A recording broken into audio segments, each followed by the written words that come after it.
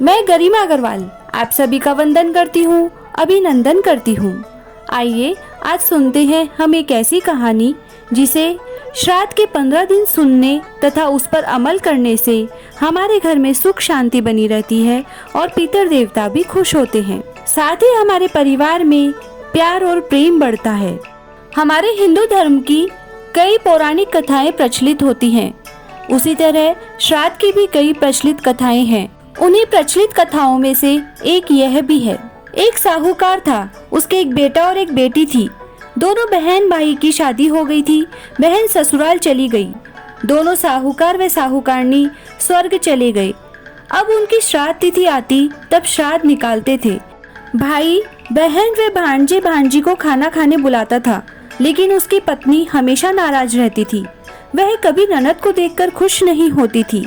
ननद गरीब थी तो हर समय ऐसा सोचती थी कि भाई सारा धन बहन को दे देगा, इसीलिए परेशान होती थी। एक बार साहूकार का बेटा अपने माता पिता का श्राद्ध कराने के लिए गया जा रहा था। तब वह पत्नी को बोला कि श्राद्ध वाले दिन बहन और बच्चों को बुलाकर खाना खिला देना, लेकिन उसकी पत्नी ने ऐसा नहीं किया।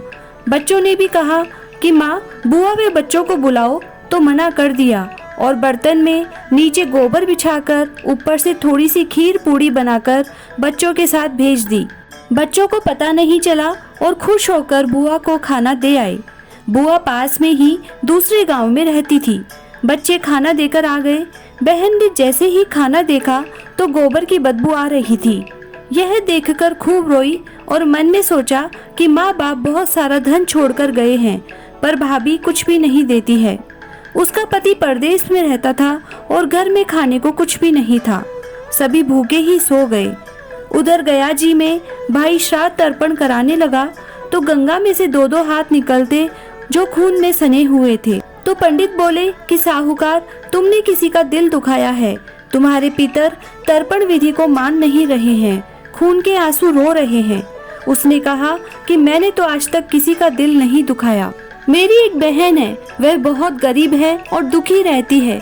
मैं उसकी मदद जरूर करूंगा।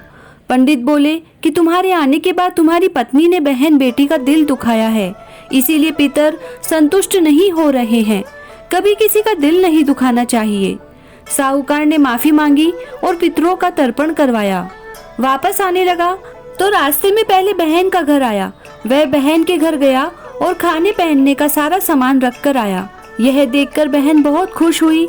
बातों बातों में पता लगा कि बहन को वह बच्चों को खाने पर नहीं बुलाया। बच्चों ने सारी बात मामा को बता दी। वह बहुत दुखी हुआ पर बहन से कुछ नहीं पूछा और घर जाते समय रास्ते में यही सोचता रहा कि बहन की मदद कैसे की जाए और पत्नी को पता भी ना चले। साहूकार घर आकर पत्नी से कहने लगा कि तुम्हारे पियर में आग लग गई और वहाँ पर सब कुछ जलकर राख हो गया।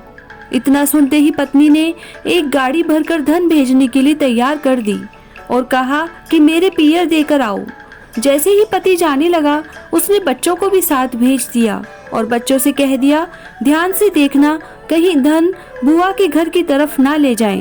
बच्चों ने कहा, यह रास्ता तो बुआ के जाता है। तो उसने बच्चों को चुप करवा दिया और पूरा अन्न धन वस्त्र सभी बहन को देकर आ गया।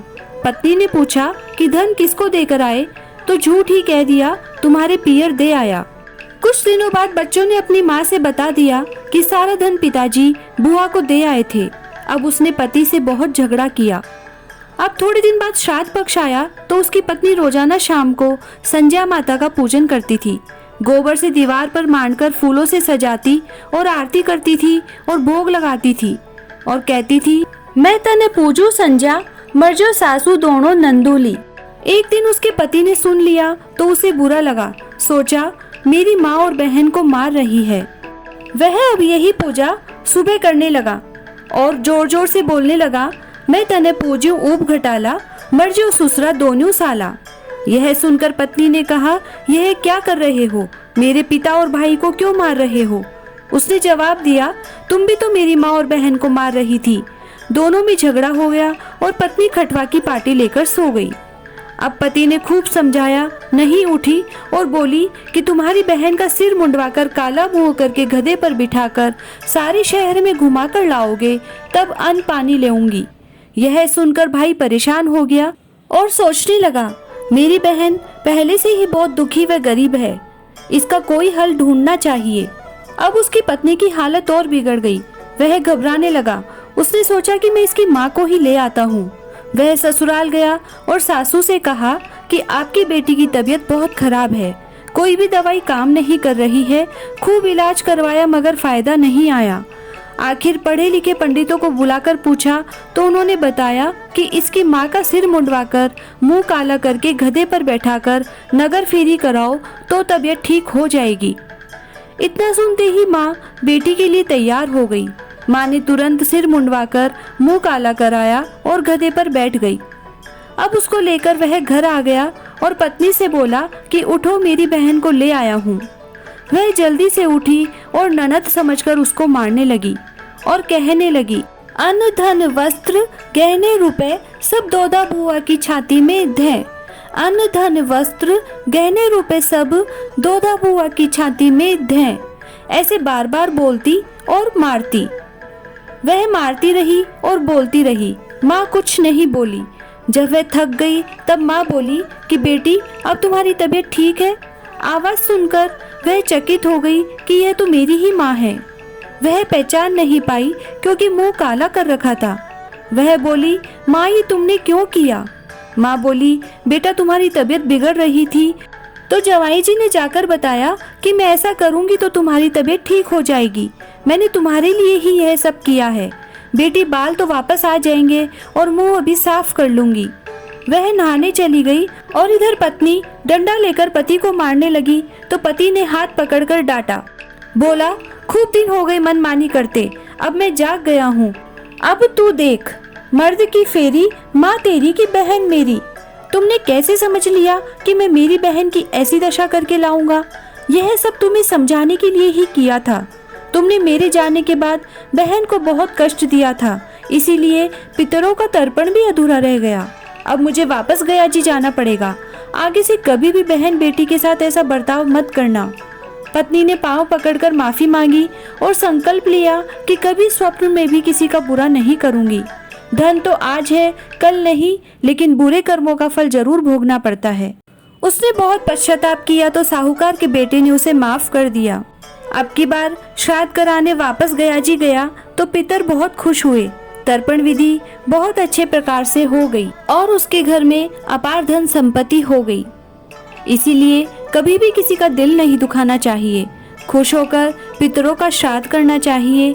बहन बेटी, ननद भांजी, दोहिता दोहिती, भांजे, सब परिवार को निमंत्रण देना चाहिए। प्रेम से भोजन खिलाना चाहिए। इस तरह परिवार में प्यार और प्रेम बढ़ता है। वह घर में सुख शांति बनी रहती है और पितर देवता भी खुश होते हैं। इस कहानी को श्राद्ध पक्ष के 15 दिन सुनना और पढ़ना अवश्य चाहिए। जय पितर देवता जी महाराज की।